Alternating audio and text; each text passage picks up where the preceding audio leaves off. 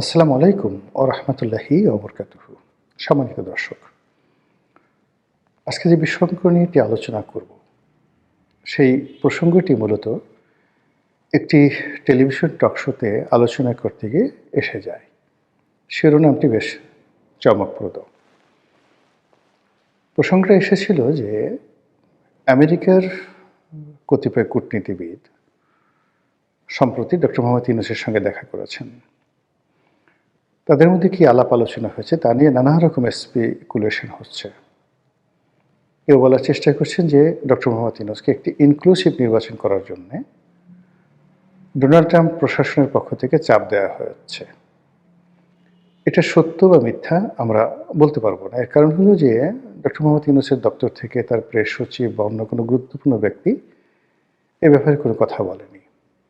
আমাদের সামাজিক মাধ্যমগুলো এই মুহূর্তে অত্যন্ত শক্তিশালী এবং স্পষ্টতই সামাজিক মাধ্যমে যারা আওয়ামী লীগপন্থী কন্টেন্ট ক্রিয়েটর রয়েছেন, তারা ডক্টর মোহাম্মদ ইউনূসের সঙ্গে মার্কিন কূটনীতিবিদদের বৈঠক, তারপর ডক্টর মোহাম্মদ ইউনূসের নিরাপত্তা উপদেষ্টা ডক্টর খলিলুর রহমান, তার কাতার ভ্রমণ, দিল্লি ভ্রমণ, আমেরিকা ভ্রমণ নিয়ে নানা রকম ন্যারেটিভ তারা একের পর এক তৈরি করে যাচ্ছেন। তো তাদের বক্তব্য হলো যে আমেরিকা বা ট্রাম্প প্রশাসন মূলত ডক্টর মোহাম্মদ ইউনূসের প্রতি একটা চাপ প্রয়োগ করার জন্য একবার খলিল সাহেবকে ডেকে নিচ্ছেন, একবার তার রাষ্ট্রদূতকে পাঠাচ্ছেন, হোয়াট এভার মেবি।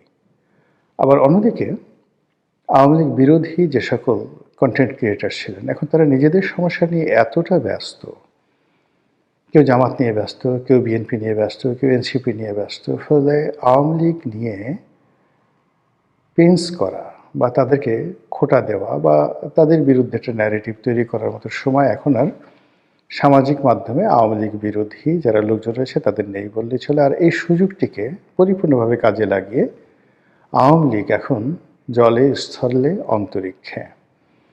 তারা একদিকে ডক্টর মোহাম্মদ ইউনূস, অন্যদিকে জামাতের যারা লোকজন রয়েছেন, অন্যদিকে এনসিপির যারা লোকজন রয়েছেন, এমনকি জুলাই আগস্ট বিপ্লব নিয়েও নানা রকম ন্যারেটিভ তৈরি করে ফেলেছে। ইতিমধ্যে যে ঘটনাগুলো ঘটেছে তা হলো যে জুলাই বিপ্লব, জুলাই আন্দোলনের পক্ষের যে কর্তা ব্যক্তি যারা ছিলেন, তাদের বিরাট অংশকে আমরা এখন দেখতে পাচ্ছি না। আপনারা কি গত ১ মাসে জনাব ফরহাদ মাজাহারের কোনো বক্তব্য শুনেছেন? শুনেননি। কিংবা সরকারে খুব প্রভাবশালী দুজন ব্যক্তিত্ব, জনাব নাহিদ ইসলাম, তিনি বের হয়ে এসে এনসিপি করলেন। এখন নাহিদ ইসলামকে নিয়ে আর তেমন মাতামাতি নেই। জনাব মাহফুজ, যিনি তথ্যমন্ত্রীর দায়িত্ব ছিলেন বা মন্ত্রণালয়ের দায়িত্ব ছিলেন তিনি, আর আসিফ মাহমুদ সজীব ভুঁইয়া, বাংলাদেশ প্রতিষ্ঠিত হওয়ার পর কোনো একক ব্যক্তি যদি একাধিক মন্ত্রণালয় নিয়ন্ত্রণ করে, যাকে বলা হয় প্রভাব প্রতিপত্তির একটা ইতিহাস তৈরি করতে পারে, তো সেই ভদ্রলোক সেই কাজটি করেছেন। এখন তিনিও এই নির্বাচন উপলক্ষে মন্ত্রিপরিষদ থেকে পদত্যাগ করে রীতিমতো একটা বেহাল দশায় পথে ঘাটে ঘুরে বেড়াচ্ছেন। নির্বাচনের মাঠ কতটা জটিল, কতটা কঠিন এবং কতটা নির্মম, এখন যারা নির্বাচনের মাঠে ঘুরে বেড়াচ্ছেন, সেটা হাসনাত আবদুল্লাহ বলেন, শেরজিজ বলেন, তাসনিম জারা বলেন, কিংবা নাসিরুদ্দিন পাটোয়ারি, তারা হাড়ে হাড়ে টের পাচ্ছেন যে রাজনীতি কাকে বলে, ইলেকশন কাকে বলে। তো সরকারি মদদে রাজনীতি করা বা সরকারি মদদে প্রতিপক্ষকে গালাগাল দেওয়া আর নির্বাচনের ময়দানে প্রতিপক্ষকে মোকাবেলা করা যে কত কঠিন এবং বাস্তবতা, তা এখন তারা হাড়ে হাড়ে টের পাচ্ছেন। তো এই অবস্থায় আওয়ামী লীগকে আক্রমণ করা, শেখ হাসিনাকে খোঁটা দেওয়া বা অন্য কোনো বিষয়, এটা নিয়ে মূলত এই গত ১৭ মাসে যারা ব্যস্ত ছিলেন তাদের এই মুহূর্তে কোনো সময় নেই। বিএনপির অন্তর্দ্বন্দ্ব, কলহ, বিবাদ চূড়ান্ত পর্যায়ে। জনাব তারেক রহমান সাহেব আসছেন, বিরাট একটা আবহ তিনি তৈরি করছেন এবং ক্রমশ তিনি ধীরে ধীরে তিনি যে একজন সাধারণ নাগরিক, সাধারণ ভোটার, সাধারণ এমপি প্রার্থী, কিংবা ধরুন বিএনপির চেয়ারপারসন বা চেয়ারম্যান, এই পদের বাইরে তার যে কোনো সুপারম্যান শিপ নেই, তার হাতে কোনো জাদুর বাক্স নেই, কাঠি নেই। এটি ক্রমশ এই মুহূর্তগুলো কেটে যাচ্ছে এবং তিনি খুব সাধারণ একজন মানুষ রূপে সমাজে বিচরণ করছেন এবং তাকে কেন্দ্র করে যে গত কয়েকদিন, ধরুন অলমোস্ট 10 দিন, তিনি এলেন ডিসেম্বরের 25 তারিখে। সেখান থেকে জানুয়ারির 5 তারিখ পর্যন্ত তাকে কেন্দ্র করে যে ভাইবটি ছিল, এটি এখন কমতে, কমতে, কমতে, কমতে মানে একেবারে স্বাভাবিক অবস্থায় চলে আসছেন। এখন তার মধ্যে, জামাতের আমিরের মধ্যে কিংবা এনসিপি নাহিদের মধ্যে আসলে কতটুকু পার্থক্য রয়েছে এটি বোঝা যাবে আরও সপ্তাহখানিক পর। তিনি ইতিমধ্যে ডক্টর মোহাম্মদ ইউনূসের সঙ্গে দেখা করেছেন, তার মায়ের স্মরণ সভা হয়েছে। তো তাকে কেন্দ্র করে নানা রকম, তিনি যে একজন মহামানব, অতি ভদ্র মানুষ, তার যে অনেক সুপার কতগুলো কোয়ালিটি রয়েছে ইত্যাদি নানা বিষয় খাওয়ানোর চেষ্টা করা হচ্ছে, ব্র্যান্ডিং করার চেষ্টা করা হচ্ছে অত্যন্ত, যাকে বলা হয় ম্যাথমেটিক্যালি।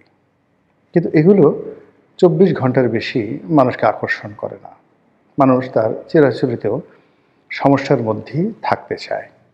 তো এইরকম যে বহুমুখী সমীকরণ, বহুমুখী যাকে বলা হয় ধ্যান ধারণা, চিন্তা চেতনা, সন্দেহ, অবিশ্বাস, তারপরে নানা রকম আশা আকাঙ্ক্ষা, স্বপ্ন, সব কিছুর মধ্যে মানুষ যে নিজেদের আশা খুঁজে, ঠিকানা খুঁজে, ঠিক নাটোরের বনলতা সেনের মতো, যেগুলো অসম্ভব, হবে না, যেগুলো কোনো বাস্তব ভিত্তি নেই, কিন্তু শুনতে ভীষণ রকম মজা লাগে, কল্পনা করতে ভীষণ রকম তৃপ্তিবোধ হয়। এই বিষয়গুলোর দিকে মানুষের আকাঙ্ক্ষা বেশি এবং সেইগুলো নিয়ে সামাজিক মাধ্যমে তোলপাড় হয়। আর তারই ধারাবাহিকতায় ডক্টর মোহাম্মদ ইউনূসের সঙ্গে এই যে আমেরিকান যারা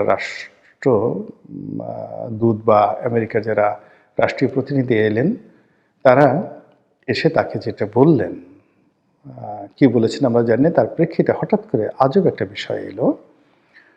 ডক্টর মোহাম্মদ ইউনূস বললেন যে আওয়ামী লীগ তাদের সঙ্গে রিকনসিলিয়েশন হতে পারে যদি তারা সরি বলে, দুঃখ প্রকাশ করে। আর এই যে আওয়ামী লীগের সঙ্গে রিকনসিলিয়েশন বা আওয়ামী লীগের সরি বলা, দুঃখ প্রকাশ করা, অপরাধ স্বীকার করা, এই বিষয়গুলো নিয়ে নানা সময় ডক্টর মোহাম্মদ ইউনূসের যে প্রেস সচিব আছে তিনি বিভিন্ন রকম কটূক্তি করেছেন।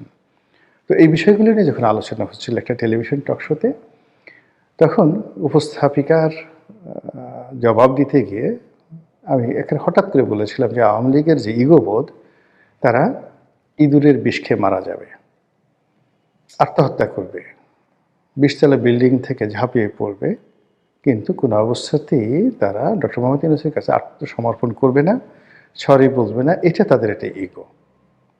তো এই বক্তব্যটি অনেকটা ভাইরাল হয়ে যাওয়ার পরে আমার কাছে মনে হলো যে এই বিষয়টি নিয়ে আরেকটু বিস্তারিত আলোচনা করা দরকার। আমাদের দেশের যে রাজনীতি, সেই রাজনীতির মধ্যে প্রতিহিংসা একটা বিরাট ফ্যাক্টর। কোনো রাজনীতিবিদদের মধ্যে যদি এই বাংলায় কোনো প্রতিহিংসা ঢুকে যায়, সে পদ পদবি পাওয়ার সঙ্গে সঙ্গে উইদিন 24 ঘন্টার মধ্যে তার সেই প্রতিহিংসা সে চরিতার্থ করবেই। এর বাইরে অন্য কিছু থাকতে পারে অন্য জাতির ইতিহাসে, কিন্তু বাঙালি জাতির ইতিহাসে সেটা নেই। কাজেই এখানে প্রতিনিয়ত প্রতিহিংসা রাজনীতি হচ্ছে এবং হবে। 2 নম্বর হলো যে যখন কোনো একটা মানুষ রাষ্ট্র ক্ষমতায় বসে, মানে যদি ইভেন 24 ঘন্টার জন্য আপনি কাউকে কোনো পদ পদবিতে বসিয়ে দেন, ওর মধ্যে একটা অহমিকা চলে আসে। সে নিজেকে অভিজাত ভাবতে শুরু করে, নিজেকে ব্লেসড, আল্লাহর যাকে বলা হয় আশীর্বাদ পুষ্ট ভাবতে শুরু করে, ইত্যাকার নানা বিষয়াদি সেখানে রয়েছে।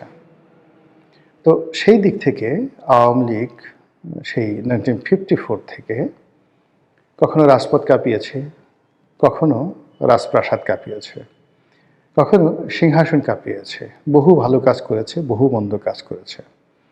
তো এই কাজ করতে গিয়ে তাদের একটা ধারণা যে তাদের সঙ্গে বিট করার মতো বা তাদের পাশাপাশি বসার মতো এই পাক ভারত উপমহাদেশে যদি কোনো দল থাকে, সেটা কংগ্রেস হতে পারে, সেটা মুসলিম লীগ হতে পারে, যদি কোনো ব্যক্তিত্ব থাকে সেটা জুলফিকার আলী ভুট্টো হতে পারে, কায়েদে আজম মোহাম্মদ আলী জিন্নাহ হতে পারে, পণ্ডিত জওহরলাল নেহেরু এবং তার বংশধররা হতে পারে। এইরকম একটা অহমিকা বোধ তাদের মধ্যে কাজ করে। এটাকে আপনি আমি অহংকার বলতে পারি, দাম্ভিকতা বলতে পারি, কিন্তু আওয়ামী লীগ এটাকে মনে করে তাদের এটা লিগেছি।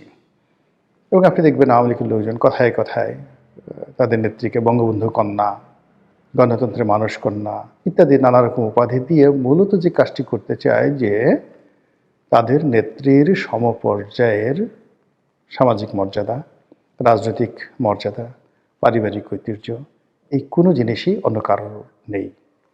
তো সেই দিক থেকে ডক্টর মোহাম্মদ ইউনূসকে তারা তাচ্ছিল্য করে। কিভাবে করে? এই যে ৬,০০০ টাকা বেতন পেতেন, মানে ডক্টর মোহাম্মদ ইউনূস যখন গ্রামীণ ব্যাংকের ম্যানেজিং ডিরেক্টর ছিলেন যে সময়টিতে, তখন আসলে ৬,০০০ টাকার কিন্তু অনেক দাম, খুবই দাম।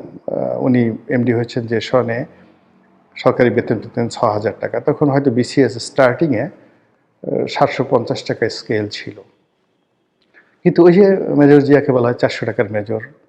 তো ৪০০ টাকার মেজর বলতে যখন প্রেসিডেন্ট জিয়াউর রহমান ৪০০ টাকা বেতন পেতেন, তখন ১ ভরি স্বর্ণের মূল্য ছিল মাত্র ৬০ টাকা, ৬০ টাকা। তো সেই ৬০ টাকা যদি ভরি হয়, ৪০০ টাকাতে তিনি কয় ভরি স্বর্ণ পেতেন? এখন মানে ২.৫ লাখ টাকা করে স্বর্ণের ভরি।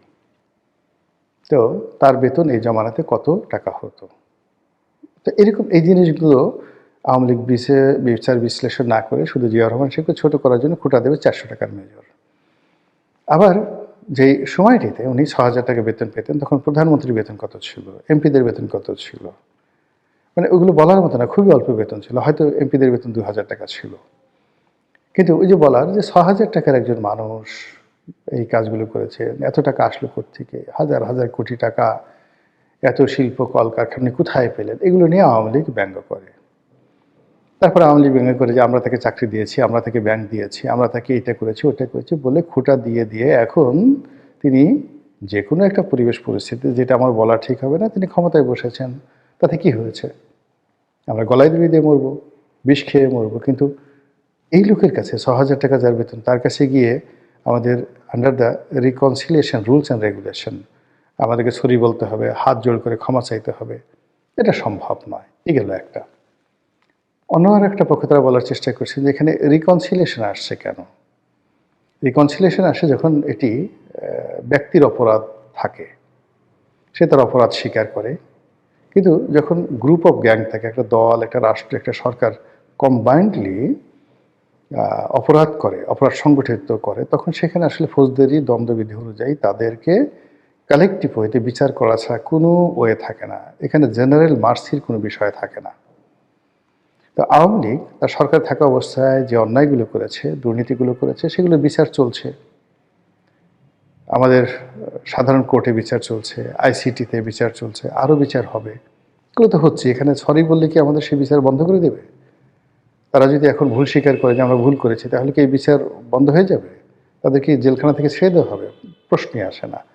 ফলে বিষয়টা হলো এরকম যে বিচারের কাজ চলতে থাকুক, বিচার হতে থাকুক, যারা অপরাধী তারা শাস্তি পাক, আর যারা অপরাধ করেনি তারা মুক্ত থাকুক এবং তারা রাজনীতি করুক। এবং এই যে রাজনীতি, এটাকে আপনি কোনো সংজ্ঞার মধ্যে ফেলবেন না। এটা যে কোনো রাজনীতিবিদ, যে কোনো জনগণ, যে কোনো মানুষ, স্বাধীন দেশের নাগরিক, তার একটি মৌলিক অধিকার।